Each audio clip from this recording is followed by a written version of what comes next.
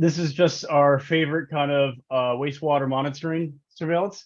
And so as you can kind of see here for Fairfield County, you probably also heard it in the news a little bit, just generally speaking, nationally, there has been a very slight uptick in terms of COVID, in some time, given that, we've been having a very nice summer so far, generally speaking. But as you can see here for, Fairfield County, you can see how the wastewater surveillance has bumped up a little bit. And then you could also see partly why that is. And so you can kind of see here with all the different subvariants in the mix. I've shown you this visual in the past from the CDC, but as you can see, there's a lot of players in the field here.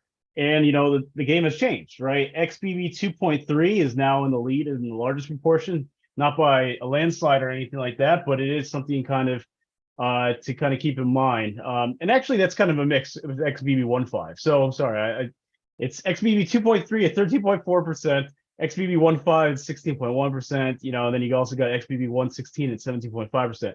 CDC is actually presenting this a little bit differently. But again, keep in mind, these are the estimates based upon the time period June 25th to July 8th. So there is a little bit of a lag or delay relative to the updating for this. But still, like the point to hit home is really that there's a lot of subvariants in the mix here.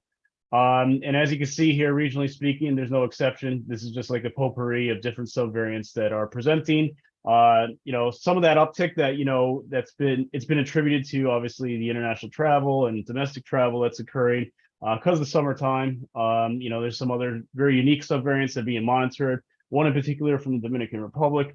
So that's something just for us to kind of be aware of and just keep an eye on. But at the moment, still nothing too major.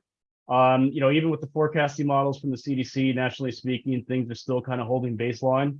And then along with that, for the state of Connecticut, still a little bit minor jump back and forth.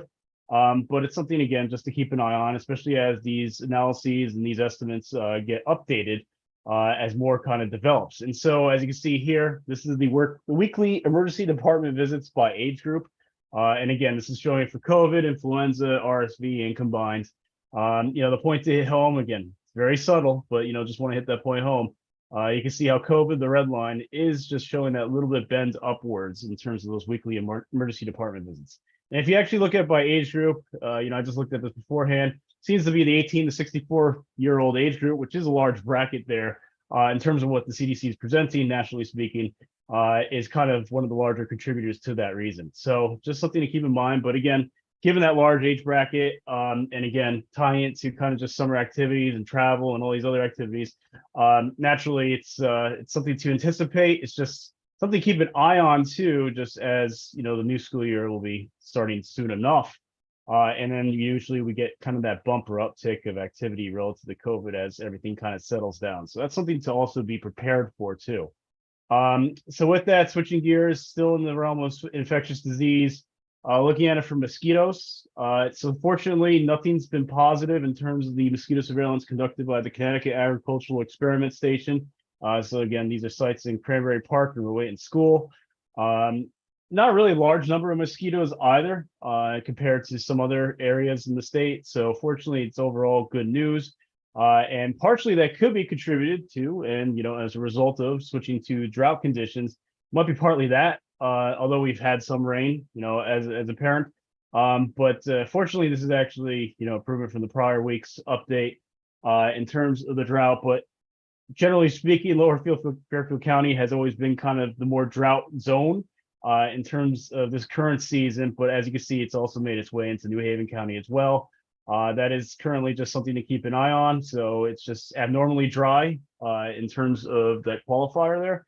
But yeah, what we want to avoid is getting anything that's any sort of level of drought. Definitely that would obviously modify or suggest modifying behaviors and water usage as a result, just to be preemptive in terms of the remainder of the season, how things may play out. So again, just it was a quick summary relative to air quality. So nothing too major, but just keep an eye that there will be some moderate activity relative to the air quality changes related to ozone and PM 2.5. Respiratory illness wise, COVID is something to keep an eye on, but right now is not really that much of a concern. And then in terms of the other respiratory illnesses, it's just really more of baseline activity. Mosquito activity is still kind of low, but it's happening. So something to still take prevention measures and precautions against. And then in terms of drought conditions, fortunately not too serious, but again, it's something really much we need to keep an eye on because we still at least have activity that's marked as abnormally dry for our area. And we did actually, I think a couple weeks ago, we're in moderate drought. So it's something else still to keep in context with all this because it does jump around, much like the air quality situation as this gets updated on a weekly basis. So took you from the environmental to the infectious back to environmental. And thank you, everybody. Thank you, Brian. Appreciate the update, and good to know that maybe we're coming out of the drought situation and it'll keep raining a little bit. That might be a good thing. Deanna, do you have any other updates or reports? No other updates from us. All right. Does anyone have any questions for Brian or Deanna? No? Great. Let's move on to 4B. Update from the Chief of Community Services, Mr. Lamont Daniels. Yes, good evening. Good evening, Chair. Good evening, council members.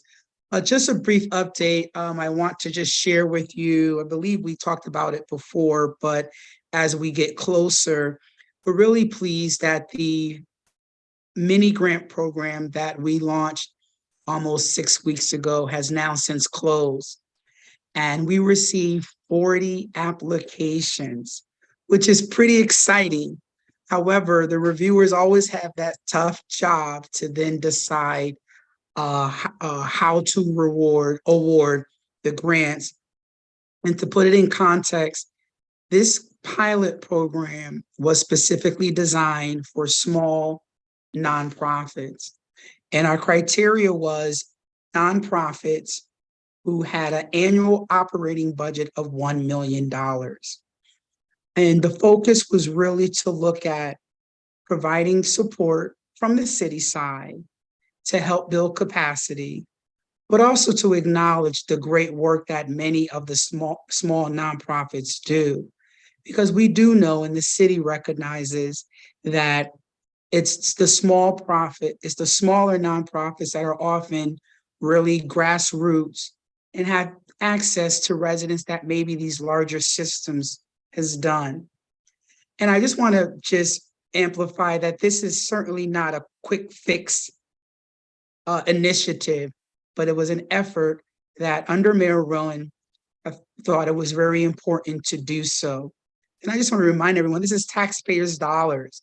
So anytime you ask for taxpayers' dollars, a lot of requirements. There's no other way to put it, because I think we have an obligation to do our due diligence in how we spend taxpayers' dollars. And so to this committee, and through Chair Huberman, that we will be asking to present this next month at a special meeting, because we want to get the money to the nonprofits. They need it now. Again, we recognize through our legislative process, there are procedures and protocols that we have to follow. So I want to just say up front, thank you for the special meeting. And then we know we'll be going before the General Counsel, and Council President Burnett has allowed us to present it at the meeting that has been rescheduled. But again, just want to publicly thank our reviewers who have the arduous job to select the applicants, and just remind this body, this committee, that we allocated $100,000. If we were to give the awards, that all 40, it has amounted to $300,000. And unfortunately, we don't have $300,000. So we were going to do our best. And it's always challenging. This is not the fun part. It's most of not the fun part. But then just want to remind, especially, you council members, as we go through this process, just to elevate a few things, that we had a very amazing partner, Fairfield County's Community Foundation. They have provided in-kind services that any nonprofit that wish to have their application reviewed, that they will review it and just provide feedback and constructive criticism so that they can submit a stellar application. And we will have those numbers from Fairfield County Community Foundation. Unfortunately, many of the applicants did not use that service. And, some of the applications were incomplete. Some of the applications didn't follow the directions. And because we have so many, I think you would agree with me, it'd only be fair that applications that were complete, applications that follow the instructions will be reviewed first. If perchance we have more money, which is unlikely, we will also look at the other ones. And we'll be prepared to, at the August 3rd meeting, to articulate the scoring process, how applications were chosen, why they were chosen, and then hope this committee approves the selection of the reviews to then go forth for Common Council so we can move expeditiously to provide contracts and award this money to the organizations that have rise to the occasion during this during this initiative. And again, this is a pilot. And so in my office, in my role, I'll be advocating to the mayor. I'm excited to say that he's extremely open to continuing this.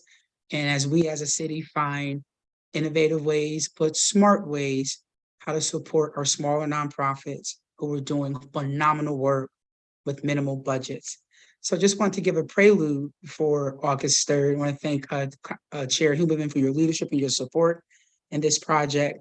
And we look forward to presenting the organizations that the review process will be submitting for authorization for the mayor to go in contract to then award the funding for this group. And so thank you again for your support. Look forward to sharing the results of the committee. And the review committees are Ana Vivian Estrella, which is our Director of Human Services, Latoya Fernandez, which is our DEI officer, and Latanya Russell, who is Senior Grant Manager at Fairfield County's Community Foundation. They are the reviewers. They've already met, and they're in the process of moving very quickly, so they could be prepared August 3rd to present their selection to you all. And that concludes my updates and reports, Chair Huberman. Thank you very much. Thank you, Chief Daniels. Just a note on the August 3rd special meeting. We are trying to coordinate with the Economic Community Development Committee as well about the time. So next week we'll have solidified that, and we will let you know what time that special meeting will be. It will either be 6 or 6:30 is what we're looking at right now. Great, thank you, sir. Thank you. We're going to move on to read the action items there and talk about them, but there will be no vote since we do not have a quorum this evening. These action items will be moved directly to the next council meeting, which is next week, correct? Yeah, it is. Oh, God.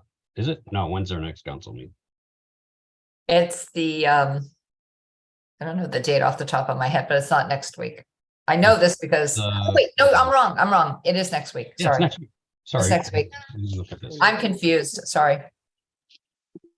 I live my life in confusion, so there we go. Hold on. I believe it's July 25th. I think. July, yes, the 25th. That is correct. Thank you. Sorry about that. So action item number 5.1. Authorize the mayor, Harry W. Rilling, to execute any and all agreements, documents, instruments, or amendments needed to apply for and receive per capita grant in aid funding from the Connecticut Department of Public Health in the amount of $176,004.42, July 1st, 2023 to June 30th, 2024. And who is here to speak to that tonight? Is that you? Yeah. Ms. Diamore, thank you very much. So the state health department provides local per capita and aid funding to local health departments, municipal health departments, and health districts. So if you're a municipal health department that has a population of greater than 50,000, or your health district that serves 3 or more towns or a population of greater 50,000, you get state support in order to provide the 10 essential public health services. And so this is a grant that we apply for every year. It's guaranteed through state funding. It goes to the state operating budget. And so we have used this funding in a variety of ways to help support our department. Primarily, currently, we're using it to fund our health education associate. So a lot of this funding goes towards community health. and community health efforts. Also able to support other staff that are on other grants. We're able to combine funding. So this has helped to put additional hours to our public health nurse, who does follow up with and does case management for children that have elevated blood lead levels. We've also been able to use some of this funding in the past to support our emergency response team, volunteer coordinator.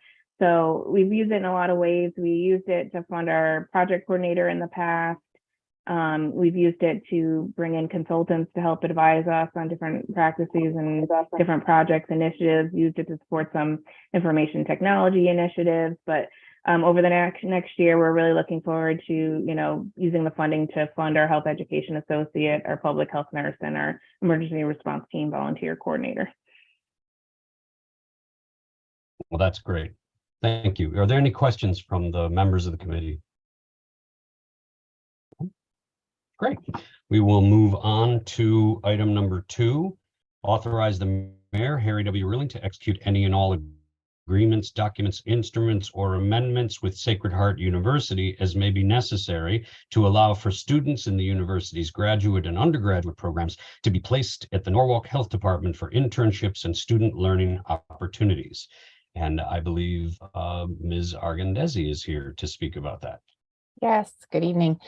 So I believe we've brought similar agreements from other universities, Fairfield University and the University of Connecticut, to this committee in the past, but some academic institutions require a contractual agreement with a host site to place interns or students to shadow or get experiential learning experiences in the field.